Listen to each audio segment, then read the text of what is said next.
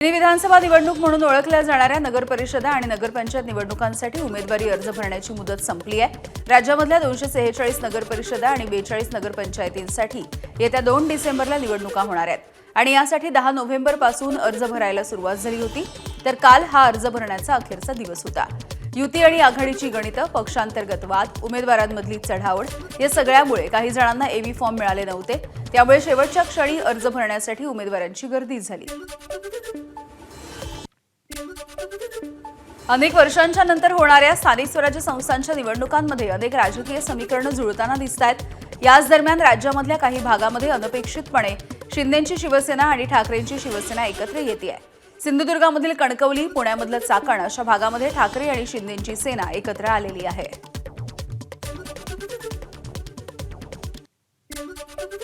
सिंधुदुर्गच्या कणकवली या ठिकाणी निवडणुकीसाठी आधीच राजकारण रंगताना दिसतं आहे। कणकवली नगरपंचायत निवडणुकीमध्ये शहर विकास आघाडीच्या माध्यमातून दोन्ही शिवसेना एकत्र येत आहेत। शिंदेंच्या शिवसेनेचे नेते राजन तेली हे ठाकरेंच्या शिवसेनेचे नगराध्यक्षपदाचे उमेदवार संदेश पारकर यांचा उमेदवारी अर्ज दाखल करण्यासाठी एकत्र आले होते। कणकवली नगरपंचायतीमध्ये दोन्ही शिवसेनेची मिळून शहर विकास आघाडी निर्माण झाली आहे। त्यामुळे या ठिकाणी शिंदेंची शिवसेना आणि ठाकरेंची शिवसेना हे एकत्र आलेले दिसतायत आणि भाजप अशी वेगळी लढत आपल्याला बघायला मिळेल। आम्ही सगळे एक शहर विकास आघाडी म्हणून एक सक्षम पर्याय हा त्या ठिकाणी सत्ताधाऱ्यांना दिलेला आहे आणि सत्ताधाऱ्यांच्या विरोधामध्ये जनतेचा त्या ठिकाणी कौल आहे। हा कौल आपल्याला त्या ठिकाणी 3 तारखेला त्या ठिकाणी दिसते आणि म्हणून मी आपल्याला सांगतो की ही सगळी आघाडी करत असताना त्या ठिकाणी सगळ्या पक्षाच्या कार्यकर्त्यांना सामावून घेण्याचं काम सगळ्याच त्या ठिकाणी नेत्यांनी केलं। तर कसं आहे, त्यांनी कोणाला वगळावं हा त्यांचा प्रश्न आहे। आम्ही पर्याय कालपर्यंत आम्ही म्हणजे बघत होतो की महाराष्ट्रात युती असल्यामुळे आमच्या जिल्ह्यात युती होईल, पण दुर्दैवाने युतीवर चर्चा झाली नाही। प्रस्ताव आमचा घेतला, पण आज आतापर्यंत प्रस्तावाला उत्तर नाही। आज शेवटचा दिवस आहे, ते आम्हाला खेळत होते, लक्षात आलं आणि म्हणून शेवटी नाविलाजाने आम्हाला हा रात्री निर्णय घ्यावा लागला। पुण्यातील चाकणमध्ये शिंदेंच्या शिवसेनेच्या नगराध्यक्ष पदाच्या उमेदवार मनीषा गोरे यांचा अर्ज भरण्यासाठी ठाकरेंच्या शिवसेनेची नेते मंडळी देखील उपस्थित होती। स्थानिक आमदार बाबाजी काळे आणि शिंदेंचे आमदार शरद सोनवणे यांनी यावेळेला हजेरी लावली। खेड आळंदीचे दिवंगत आमदार सुरेश गोरे यांच्यानंतर ही पहिलीच निवडणूक होती आहे। यावेळेला सुरेश गोरे यांच्या पत्नी नगराध्यक्ष पदासाठी निवडणुकीच्या रिंगणात आहेत। त्यामुळे राजकारण बाजूला ठेवून दिवंगत आमदार गोरे यांना आदरांजली म्हणून आम्ही मनीषा गोरे यांना पाठिंबा दिलाय, अशी प्रतिक्रिया बाबाजी काळे यांनी दिली आहे। स्वर्गीय सुरेशभाऊ गोरे यांच्या पत्नी मनीषाताई गोरे या ठिकाणी इच्छुक झालेल्या आहेत। भाऊंची कृपा आणि त्यांनी केलेलं विधानसभेमध्ये गोरे परिवारांना आणि सर्व त्यांच्या सहकार्याने केलेलं सहकार्य विचारात घेऊन त्या ठिकाणी नगराध्यक्षपदाला उद्धव बाळासाहेब ठाकरे पक्षाचा उमेदवार उभं करायचं नाही हे निश्चित झालं। पुण्याच्या चाकणमध्ये शिंदे सेनेला ठाकरे सेनेनं दिलेल्या पाठिंब्याच्या नंतर अजित पवार यांच्या राष्ट्रवादीचे माजी आमदार दिलीप मोहिते पाटील यांनी एक गंभीर आरोप केलाय। चाकणमध्ये विधानसभेपासूनच दोन्ही शिवसेना एकत्र आलेल्या आहेत, असं मोठं विधान मोहिते पाटील यांनी केलं। विधानसभेला शिंदेंच्या शिवसेनेनं महाविकास आघाडीलाच मदत केली असून दोन्ही शिवसेना एकच असल्याचा घणाघात देखील दिलीप मोहिते पाटील यांनी शिंदेंच्या शिवसेनेवर केलाय। एकाच घरात 2 पक्ष चालत नाही काय। देसाईचा मुलगा शिंदे सेनेमध्ये आहे आणि देसाई ठाकरे सेनेमध्ये आहे, हे आपण पाहिलेलं ना। अशी कितीतरी उदाहरणं तुम्हाला देता येतील। त्यामुळं फक्त नावं वेगळी आहेत, नाहीतर दोन्ही पक्ष एकच आहेत। लोकसभा आणि विधानसभा निवडणुकीच्या नंतर बारामतीमध्ये पुन्हा एकदा दोन्ही राष्ट्रवादी आमने सामने आलेल्या दिसतात। यावेळेला महत्त्वाची बाब म्हणजे अजित पवार यांच्या विरोधात सर्वपक्षीयांचं पॅनल एकत्र आलंय। शरद पवार यांच्या पुढाकारानं हे पॅनल उभं करण्यात आल्याची माहिती युगेंद्र पवार यांनी एबीपी माझाला दिली आहे। या पॅनलमध्ये वंचित, काँग्रेस आणि शरद पवार यांची राष्ट्रवादी एकत्र दिसणार आहे। आम्ही सगळे एकत्र येऊन हे इलेक्शन आपण लढवणार आहे। मग आता आपल्यासोबत शिवसेना पण आहे, उद्धव बाळासाहेब ठाकरेंची शिवसेना पण इथं उपस्थित आहे।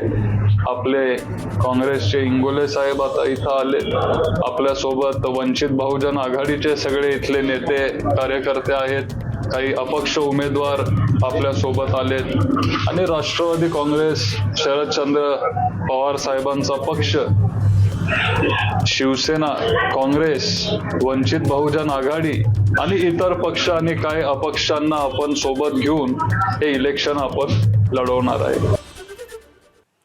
मुख्यमंत्री देवेंद्र फडणवीस यांचे मामेभाऊ आगामी स्थानिक स्वराज्य संस्थांच्या निवडणुकीच्या रिंगणामध्ये उतरलेत. अल्हाद कलोती यांनी नगरसेवक पदासाठी आज उमेदवारी अर्ज दाखल केला. चिखलदरा नगरपालिकेच्या निवडणुकीमध्ये प्रभाग क्रमांक 10 इथून अल्हाद कलोती हे निवडणूक लढवणार आहेत. महत्त्वाचं म्हणजे ते पहिल्यांदाच निवडणूक लढवत आहेत. दुसरीकडे थेट मुख्यमंत्र्यांचे मामेभाऊ असल्यामुळे कलोती यांच्याकडे या निवडणुकीमध्ये सगळ्यांच्या नजरा असतील. यावेळेला विकासाला प्राधान्य देणार असल्याचं कलोती यांनी म्हटलंय. सोलापूरमधल्या अनगर नगरपंचायतीमध्ये 17 सदस्य बिनविरोध निवडून आलेत. सदस्य पदासाठीची निवड बिनविरोध झाल्यामुळे सगळ्या सदस्यांनी जल्लोष केलेला आहे.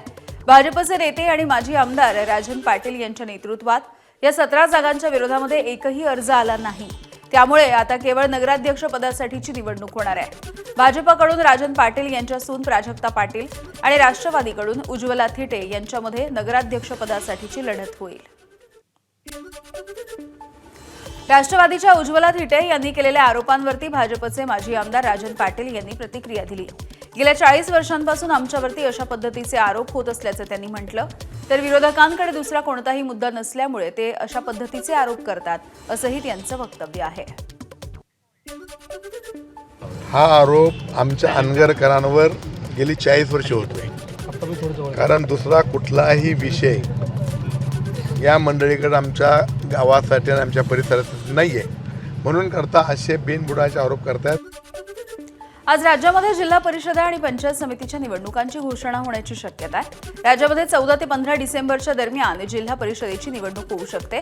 तर 7 ते 8 जानेवारीच्या दरम्यान महानगरपालिका निवडणुका होण्याची शक्यता असल्याची माहिती सूत्रांनी दिली आहे.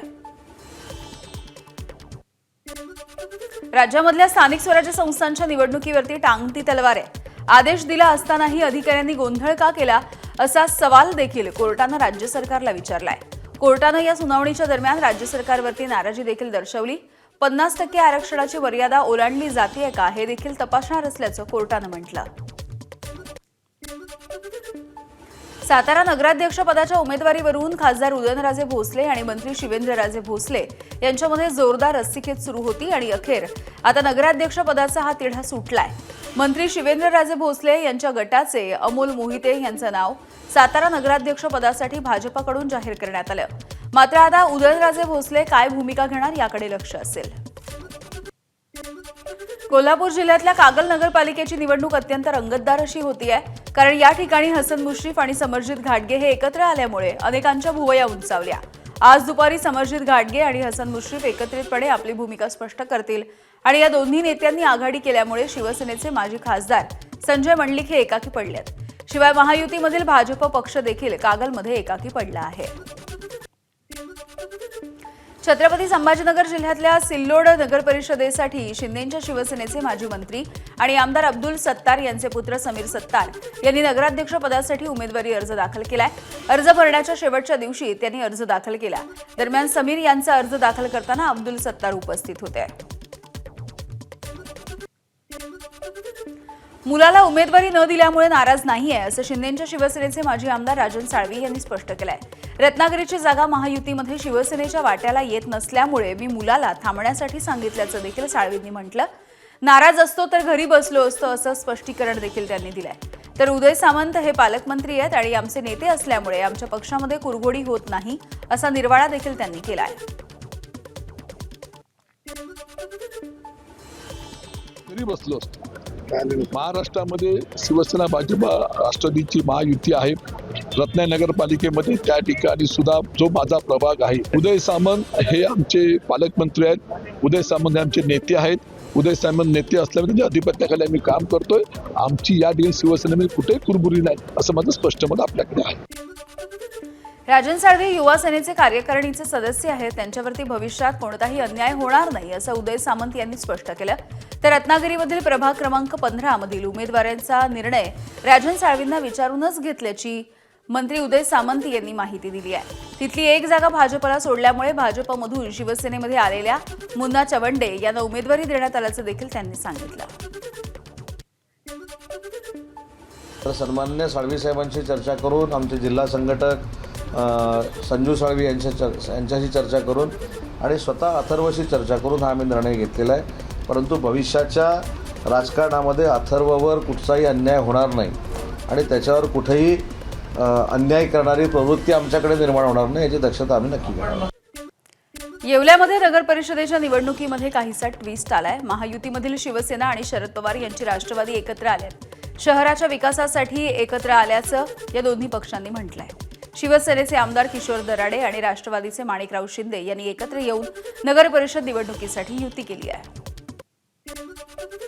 दरम्यान शिंदेंची शिवसेना आणि शरद पवार यांच्या राष्ट्रवादीनं केलेल्या युतीला शह देण्यासाठी येवल्यामध्ये भाजप आणि अजित पवार यांच्या राष्ट्रवादीनं युती केलेली आहे. येवल्यामध्ये राष्ट्रवादीच्या राजेंद्र लोणारी यांनी नगराध्यक्ष पदासाठी उमेदवारी अर्ज दाखल केला. यावरती स्थानिक निवडणुकीमध्ये वेगवेगळी समीकरणं असतात अशी प्रतिक्रिया माजी खासदार समीर भुजबळ यांनी दिली आहे. राष्ट्रवादी काँग्रेसच्या स्टार प्रचारक निरीक्षकांची आज महत्त्वाची बैठक होणार आहे. प्रदेशाध्यक्ष सुनील तटकरे आज दुपारी 1 वाजता मुंबईतल्या प्रदेश कार्यालयामध्ये नगरपंचायत नगरपालिका निवडणुकांसाठी स्थानिक परिस्थितीचा आढावा घेतील. युती आणि आघाडीच्या संदर्भात स्थानिक पातळीवरती काय निर्णय घेणं योग्य राहील या संदर्भात चर्चा होणार असल्याची माहिती मिळतेय. 21 नोव्हेंबरला अर्ज माघारी घेण्याचा शेवटचा दिवस असल्यामुळे आजची बैठक ही महत्त्वाची ठरणार आहे. सटाणा नगर परिषदेच्या निवडणुकीमध्ये अनेक नाट्यमय घडामोडी घडल्या. एकमेकांच्या विरुद्ध दंड थोपटणाऱ्या शरद पवार यांची राष्ट्रवादी आणि अजित पवारांची राष्ट्रवादी एकत्र आली आहे. हातात हात घेऊन दोन्ही पक्षांकडून अर्चना सोनवणे यांचा नगराध्यक्ष पदासाठीचा एकमेव अर्ज दाखल करण्यात आला. तर महायुतीमधील शिवसेनेकडून अक्षदा सोनवणे आणि भाजपकडून योगिता मोरे यांनी देखील अर्ज दाखल केले. भाजपकडून इच्छुक असलेल्या मात्र उमेदवारी न मिळालेल्या रुपाली कोठावदे यांनी अपक्ष उमेदवारी अर्ज दाखल केला आहे. एकनाथ खडसे हे नेहमीच आपल्या भूमिका बदलून सोयीचं राजकारण करत असल्याची प्रतिक्रिया मंत्री गिरीश महाजन यांनी दिली आहे. मुक्ताईनगर शहरामध्ये आपल्या पक्षाची ताकद नसल्यामुळे नगर परिषदेच्या निवडणुकीमध्ये माघार घेऊ शकतो असं एकनाथ खडसे यांनी म्हटलं होतं. त्यामुळे खडसे नेहमीच भूमिका बदलत असतात. एकीकडे आमच्या पक्षाला शिव्या द्यायच्या, दुसरीकडे घरातल्या घरात सोयीचं राजकारण देखील करायचं. खडसे बलाढ्य नेते मानले जातात. त्यांनी जिल्ह्यामध्ये एखादी तरी नगरपालिका निवडून आणायला हवी होती अशी प्रतिक्रिया देखील गिरीश महाजन यांनी दिली. आपली भूमिका बदलत राहतात. म्हणजे इकडे पक्षाला आमच्या शिवाय द्यायच्या, लगेच घरातल्या घरात सोयीचं राजकारण करायचं, हा त्याचा उद्योगांच्या लोकांच्या समोर आलेला आहे. थोडे बलाढ्य नेते आहेत, पण त्यांनी जिल्ह्यामध्ये मी म्हणतो त्यांच्या मतदारसंघात जाऊ द्या, तिथं काही नाही, त्याचं ते म्हणतात तर माझं काही राहिलेलं नाही इथे म्हणून मुक्ताईनगरमध्ये बोदवडमध्ये. पण मला असं वाटतं की त्यांनी जिल्ह्यात तरी एवढ्या 11-12 नगरपालिका आहेत, नगर परिषद आहेत, एखादी तर निवडून आणायची ना मग, बरोबर आहे की नाही. पालघरमधल्या काशीनाथ चौधरी यांच्या भाजपमधल्या पक्षप्रवेशावरती वाद झाल्याच्या नंतर भाजपनं चौधरींच्या प्रवेशाला स्थगिती दिली आहे. गडचिंचले साधू हत्याकांडाच्या प्रकरणामध्ये भाजपनं त्यांच्यावरती आरोप केले होते आणि आता त्यांना भाजपमध्ये प्रवेश दिल्यामुळे विरोधकांकडून टीका होत असताना या संपूर्ण वादाच्या नंतर काशीनाथ चौधरी आज पत्रकार परिषद घेऊन आपली भूमिका स्पष्ट करतील. बांगलादेशच्या माजी पंतप्रधान शेख हसीना यांना फाशीची शिक्षा सुनावण्यात आलेली आहे. ढाकामधील आंतरराष्ट्रीय गुन्हे न्यायाधिकरणानं त्यांना मानवतेविरुद्धच्या गुन्ह्यांसाठी दोषी ठरवलंय. त्यांना बांगलादेशमधल्या हत्याकांडाच्या सूत्रधार म्हणून घोषित करण्यात आलं. बांगलादेशमध्ये 2024 मध्ये मोठा हिंसाचार झाला होता आणि यावेळेला शेख हसीना यांना पंतप्रधान पदाचा राजीनामा द्यावा लागला आणि त्यांना देश देखील सोडावा लागला होता. अगदी तेव्हापासून शेख हसीना यांनी भारतामध्ये आश्रय घेतलाय. युक्रेन आणि रशियामधील युद्ध गेल्या काही महिन्यांपासून सुरू आहे. या दरम्यान अमेरिकेचे राष्ट्राध्यक्ष डोनाल्ड ट्रम्प यांनी आपण रशियाबरोबर व्यापार करणाऱ्या देशांवरती निर्बंध लादणाऱ्या विधेयकाला पाठिंबा द्यायला तयार आहोत असं देखील म्हटलंय. पक्षाकडून एक विधेयक सादर केलं जाईल ज्यामुळे कोणत्याही देशाला रशियासोबत व्यापार करणं कठीण होईल असं डोनाल्ड ट्रम्प यांचं वक्तव्य आहे. रशियाचे व्यापार भागीदार देश, विशेषतः रशियाकडून ऊर्जेची आयात करणारे देश हे युक्रेनच्या विरोधामध्ये सुरू असलेल्या युद्धाला पाठबळ द्यायला जबाबदार असल्याचं ट्रम्प यांचं मत आहे. त्यामुळे भारतावरती पुन्हा एकदा टॅरिफ बॉम्ब पडणार का हे बघणं देखील महत्त्वाचं ठरणार आहे. गेल्या काही दिवसांपूर्वी पुण्यामध्ये पार्थ पवार यांच्यावरती जमीन घोटाळ्याचा आरोप करण्यात आला. त्याला काही दिवस उलटत नाहीत तेवढ्यात आता सामाजिक कार्यकर्त्या अंजली दमानी यांनी उपमुख्यमंत्री अजित पवार यांच्यावरती काही गंभीर आरोप केलेत. राज्यामध्ये आणखी एका 500 कोटींचा घोटाळा झाल्याचा गंभीर आरोपही अंजली दमानी यांनी केलाय. अजित पवारांनी 500 कोटीचं रुग्णालय हे पीपीपीच्या तत्वानं तेरणा पब्लिक चॅरिटेबल ट्रस्टला दिल्याचा आरोप दमानी यांनी केला. पद्मसिंह पाटील यांची तेरणा ही संस्था आहे. पद्मसिंह पाटील हे अजित पवार यांच्या पत्नी खासदार सुनेत्रा पवार यांचे भाऊ आहेत. मुंबईच्या गोवंडीमध्ये शताब्दी नावाचं एक हॉस्पिटल आहे जे बीएमसीने 500 कोटी रुपये खर्च करून बांधलेलं आहे आणि ते लोकांसाठी बांधलेलं हॉस्पिटल बीएमसी हे का करतेय, एक कशासाठी करतेय, अशीच सगळी गोष्टी, सगळ्याच गोष्टी त्यांना राजकारण्यांना विकून टाकायच्या असतील तर याच्या विरुद्ध लढलं पाहिजे आणि ते मी लढणार आहे. दरम्यान तेरणा ट्रस्ट पद्मसिंह पाटील यांची असली तरी देखील ते फक्त सुनेत्रा पवार आणि अजित पवारांपर्यंत मर्यादित नाही, तर भाजप आमदार राणा जगजितसिंह पाटील यांच्यापर्यंत आहे, कारण ते आता ट्रस्ट बघतात, अशी प्रतिक्रिया खासदार सुप्रिया सुळेंनी दिली. मला एवढंच विनम्रपणे सांगायचं आहे अंजलीताईंना की तेरणा ट्रस्ट हा जरूर पद्मसिंह पाटील साहेबांचाच आहे, पण एक कदाचित माहिती त्यांच्यापर्यंत पोचली नसेल. ज्या तेरणा ट्रस्टबद्दल आज अंजलीताई बोलतायत ते फक्त सुनेत्रा वहिनींचा भाऊ म्हणून नाही, पण त्यांचे सुपुत्र राणा जगजितसिंग हे भारतीय जनता पक्षाचे आमदार देखील आहेत आणि त्याचबरोबर मागच्या आठवड्यामध्ये तुळजापूरला ड्रग्जमध्ये अडकलेल्या माणसाचा प्रवेश ह्याच राणा जगजितसिंगांनी घेतलेला आहे. अंजली दमानी यांनी केलेल्या आरोपांच्या संदर्भात आरोग्य मंत्र्यांकडून स्पष्टीकरण देण्यात आलंय. दमानी यांच्या आरोपाशी आरोग्य विभागाचा काहीही संबंध नसल्याचं मंत्री प्रकाश आंबेडकर यांनी म्हटलं. नाही, सकाळचं ट्विट किंवा सकाळी त्यांनी काय टीव्हीवरती बोलले ते आम्हाला माहिती नाही, परंतु अजितदादांचा आणि आमच्या हॉस्पिटलचा काही कुठल्याच अर्थानं संबंध नाही. सार्वजनिक आरोग्य विभागाचं जे काही काम चाललंय ते आमच्या यंत्रणेच्या मार्फत चालतं. याच्यामध्ये कुठल्याही अशा पद्धतीचं अनियमितता किंवा अशा पद्धतीनं कुठलं एक हॉस्पिटल एखाद्या व्यक्तीला अथवा ट्रस्टला हस्तांतरित केलं असा विषय नाही. नेमकं त्यांना काय म्हणायचं हे आपण पहिल्यांदा बघितलं पाहिजे. मे बी ते नगरविकासचं आहे, ट्रस्ट ऍक्ट खालचं आहे किंवा काय आहे, सार्वजनिक आरोग्य विभागाशी हे सर्व विषय संबंधित नाहीत, एवढं मात्र मी ठामपणे आपल्याला सांगेन. मुंबई ठाणे नवी मुंबईमधल्या सीएनजीचा पुरवठा अजूनही सुरळीत झालेला नाहीये. आज सकाळी किंवा दुपारपर्यंत सीएनजीचा पुरवठा सुरळीत होणार असल्याचं महानगर गॅसनं सांगितलंय. 36 तास उलटून गेले तरी देखील वडाळ्यामधील महानगर गॅसच्या सिटी स्टेशनच्या ठिकाणी सीएनजी गॅस पुरवठा करणाऱ्या गेल पाईपलाईन दुरुस्तीचं काम अद्यापही सुरू आहे. त्यामुळे सीएनजी पेट्रोल पंपावरती auto rickshaw, taxi, CNG bus, CNG वाहनं याच्या लांबच लांब रांगा लागलेल्या आहेत. अहिल्यानगरमधल्या खारेक अर्जुने, इसळक, निमळक या परिसरामध्ये धुमाकूळ घालणाऱ्या बिबट्याला अखेर जेरबंद करण्यात आलं असा दावा वनविभागानं केलाय. मात्र पिंजऱ्यामध्ये अडकलेल्या बिबट्या गावकऱ्यांना न दाखवता घेऊन गेल्यामुळे गावकरी आक्रमक झालेले आहेत. जेरबंद केलेला बिबट्या दाखवण्याची गावकऱ्यांनी मागणी केली. चिमुरड्यांवरती हल्ला केलेल्या बिबट्याला पकडलेलं नसून दुसऱ्याच बिबट्याला पकडण्यात आलंय असा गावकऱ्यांचा आरोप आहे. बिबट्याच्या हल्ल्यामध्ये 5 वर्षाच्या चिमुकलीचा मृत्यू झाला होता, तर 9 वर्षाचा मुलगा देखील जखमी झालाय. अहिल्यानगर तालुक्यातील खारेकर्जुने, निंबळक, इसळक या भागामध्ये धुमाकूळ घातलेला बिबट्या जो आहे तर तो पकडल्याचा दावा वन विभागाकडून केला जातोय. मात्र खारेकर्जुने येथील ग्रामस्थांचं म्हणणं आहे की तो बिबट्या जो नरभक्षक आहे ज्याने हल्ला केलेला होता रियांका पवारवरती, तो आणि हा बिबट्या एक नसावा असा ग्रामस्थांचं म्हणणं आहे. काय एकूणच सांगाल, बिबट्याला पकडण्यात आलंय मात्र तो बिबट्या नाही असं आपलं म्हणणं आहे.